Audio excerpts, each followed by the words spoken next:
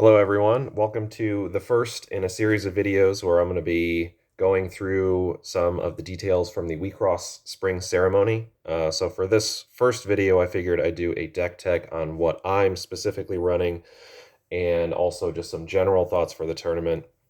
I was able to record all 7 of my matches. One of them, the recording software I use ended up crashing, so I lost the footage. I have the first 5 minutes of that game, but that's not super helpful.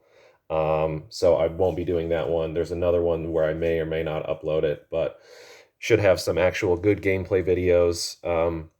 One matchup in particular, I was against a mono blue control with Center, and that deck was crazy. It had me up against the ropes, and there was nothing I can do. So that one especially, look forward to watching. But we'll get there in the future. For now, we'll just go over the deck tech. So I am running Card Jockey, MC Lion Center. So obviously MC Lion third verse, no choices there. For my Lovets, I'm running DJ Lovett Scratch, which in my opinion is the better version, just because it doesn't drain you as much of your own resources and still kind of gives you, the lane clearing and pressure of, what you would basically, instead of the double crush, having to pay and discard to get double crush, which basically gives you 1 extra damage as opposed to this, which clears the lane to give you an extra damage. It feels like, this is a no-brainer. Crossfade, obviously another really good one. The only thing, I feel like I probably put too much of an emphasis on trying to get the extra cost to crush a life cloth. I think I haven't looked through a lot of the footage yet, but I feel like if I had just played it originally, for its removal, I may have been better overall.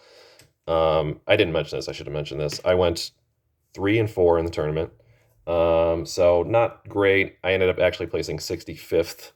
So literally the last out of top 64 to get the playmat, unfortunately. But so for VJ Wolf, obviously VJ Wolf Laser is pretty standard. I also run VJ Wolf Mirage, which in my testing and playing, I vastly prefer this card to VJ Wolf Sync. Basically, in worst case scenario, you're paying for to protect a life cloth, which essentially is what Sync kind of does. I mean, Sync, obviously you have the chance of pulling another life burst and getting another effect off of that, but in sort of the worst case scenario, it's basically pay for to, defend against one, which is what this does. But this also has the option to pay 3 to potentially vanish a Signy, and also, buffs your own Signy, so you have more targets for it. Basically, you pay 3 to vanish target Signy with power less than a Signy on your field. So you have to have a Signy on your field, which, isn't always an option, unfortunately. But with the buffing that this card also provides, it's relatively easy to hit some targets, and there were at least 2 games where this card actually saved me, just because not only did it open a lane for more damage, but it actually protected me. There was one game in particular where I literally had 3 enter, and I could not play Sync because Sync costs 4, but I was able to play this and ended up securing the win for that. So those are my Wolves. Obviously, Punchline, we'll start with that because that's why you play Card Jockey. I also was running Silent Assassin. Another thing in my testing is that Card Jockey really struggles against really big Signy, but it does not really struggle against the smaller ones, just with all the removal and everything it has. So I was opted to play Silent Assassin just as a way to push more damage in through, if my opponent had, 12s or 13s big enough that I could not remove them, that I had an option to get by them and still swing in. And actually, this card, there was at least one game where this card absolutely won me the game. There was another game where it could have potentially won me. It was a game I ended up losing, but I had, the extra pressure could have ended up winning me the game. But I feel like this, I'm not convinced that this is the best include, but it's a really good one for a lot of situations. So I've kept my eye on it. And like I said, there were a couple games, which as when I get to the gameplay, you'll see that it really does some work, because a lot of people don't expect it either. Like, I played it and then people are like, what does that do? And it ended up coming in the clutch. So that's the Elrig deck. Relatively straightforward, except for the Mirage and the Silent Assassin. But I feel like the Mirage especially, I think, is a really good include in general, and especially it will be moving forward. Not convinced as much on this one. Like if it had been the Xeno cluster or something, it may have ended up being better for me overall, but hard to say at this point. So for the main deck, 4 servants, nothing needs to say about that one. I run 3 Alphards. I know a lot of people run Haniels. I don't like Haniel. I actually prefer Alphard just because it does not have a life burst. For me personally, when I'm playing Card Jockey, I don't want any of my life bursts on level 1s except for the servants, which you don't really have a choice. Alphard does kind of a cheap imitation of Haniel, where it's when it attacks, you reveal the top card of your deck. If it's a level 1, you get to draw a card. And you'll see in the gameplay videos, there are several instances where this triggered beautifully. So it's basically kind of the anti-effect of Haniel, where you're drawing an extra card with the difference that this one doesn't cost any, and it doesn't take up one of your life bursts in the deck. I run 3 Zhao Yuns. Not as convinced about this one. It's really good, obviously, against Romale. But I'm still unsure of whether or not to keep these in. And one thing that I've noticed as I was playing through is that I feel like I probably run too many ones. And with that being the case, these would probably be the ones that I cut, potentially to shift to level 2s and or level 3s. Because they're good. Obviously the Zhao Yun is really good, but pretty much every deck has ways to get around it. Like this really only stuffs Romale and Lancelot, and maybe can't remember. There's a Black Signy that also does it. Kind of like a Lancelot impersonation. I can't think of the name of it, but overall, like either through Elrigs or through spells, or even just like opening up your other lanes, I've been less impressed with Zhao Yun as I've gone on.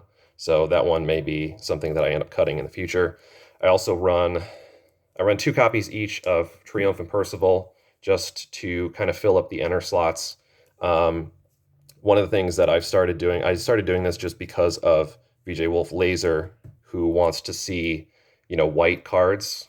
Basically, VJ Wolf Laser only intercharges your white cards when you play it. So having this as options, not only as level 1s, but also, I can VJ Wolf and then potentially intercharge into green or red and also pull these out of the deck. I mean, you'll see all my level 1s are white just because I want to hit as many of those on laser as I can. So those are level 1s. For level 2s, 4 Lancelot, obviously, probably the strongest level 2 in the game right now. Really easy to open lanes and apply pressure. Not much really needs to be said about that. I run 2 copies of Sercinus. This is another sort of like Haniel imitation. You pay 1, look at the top 5 cards of your deck, reveal a level 1 Signy from among them and add it to your hand. Again, it kind of does what Haniel does, except it's a bigger body, which is 7k, which can be relevant sometimes because it dodges Lancelot. And it doesn't have a life burst, which again, it's less important for the 2s. Like if the 2s have life bursts, that's fine for the most part. I just really don't want them on the level 1s, but I tech these in just to kind of lower the curve a little bit to give me more level 2s to play, because otherwise it's literally just Lancelot. And also potentially get me some of that card draw and pull the ones out of the deck. So that the Sercinus is one that I may end up running more copies of if I push the curve of the deck higher, but we'll see how that goes. For level 3s, obviously 4 PRJs. If you run Card Jockey, you really need as many of these as you can get. This was basically my go-to Signy, especially on punchline turns. There's at least one game where if I had one of these on the field, it was game over automatically.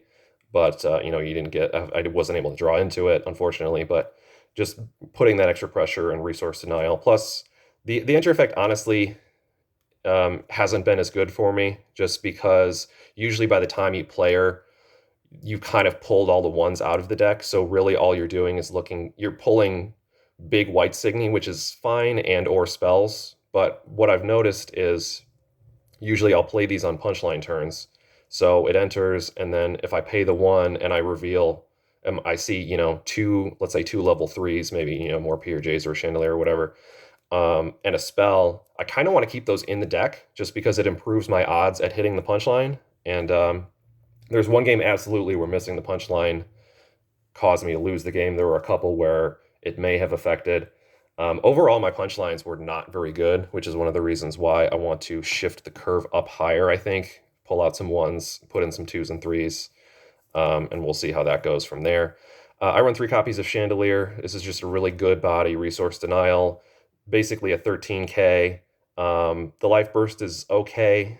It's not bad, but it's nothing to write home about. It's really just a 13K that you can trash when it attacks, which is, again, good for resource denial. Plus, it's a nice big body that some teams have a hard time going against. I have 1 copy of Arcwin. I should have more, but this is the only one that I have. In a perfect world, I probably would be replacing the next card, Gauche, with Arcwin if I had more of them, just an ideal deck. I run 4 copies of Gauche. I thought this card would have been really good. It ended up being a little disappointing for me overall. I think I played maybe one of them once during one of the games, and that was it. It didn't have as much of an impact as I thought it would, partially just because this deck is so aggro in general. These are cards. The life burst on it is okay. It's Vanish target signaling with power 7K or more, which there were, I don't know how many, 3 or 4 different times where this triggered and there were no targets for it because it triggered in the early game, which was just backbreaking. Before I had Goshen here, I was running Tobiel, which was Vanish target up Signy. And honestly, if this deck was exactly the same and these 4 were just 4 copies of Tobiel, I probably would have won at least 2 more games, just because missing on these was just brutal and it caused me to take way more damage than I should have. In the future, I'm probably planning on shifting Card Jockey to VJ Wolf Center, which in that case, I think these cards would be excellent. But at least in this build, I'd replace these for an Arcwin or something like that. I also run 2 copies of Amino Acid. This is more of a tech against Diagram because the Diagram matchup is so terrible. I only ran into a single Diagram. It was in my 7th game, and I didn't get either of these during the game, so unfortunately it didn't pan out. I honestly expected there to be way more Diagram than there was in the tournament. So this was kind of just a fallback. Spells, 4 Good Dig, just because Good Dig. I mean, this card is excellent. Really helps filter the deck and fill your hand and do everything you need for it. And then I run 2 Deafening Infernos just for more removal options. And that's basically about it. So, general thoughts on the deck, like I said, it's a little too bottom heavy. I think I would probably replace the 3 Zhaos for maybe 2 Sercinus and another level 3 or something like that. Because in the 7 games, I took notes after all these. Let me look. 1, 2, 3, 4. 4 out of the 7 games, I did not hit a level 3 or a spell on my punchline. I either whiffed completely and it hit a 1. I think 2 of them I hit a Servant, and then 2 of them I think I hit a Lancelot or a level 2. So it was pretty brutal for punchlines for me, honestly, and a lot of those you'll see. Weirdly enough, of the 3 games I won, 2 of those games I completely whiffed the punchlines. I flipped a level 1 and then still managed to win both of those games somehow. So I don't know how that ended up working out, but we'll get to those footage later. I'll do some commentary over those as well. Overall, I thought the Spring Ceremony was great. Everybody that I played against was super polite and kind and had some really good decks and good talks with people and a lot of stuff. When we get to the mono blue deck, some really spicy cards, and I was just at my wit's end.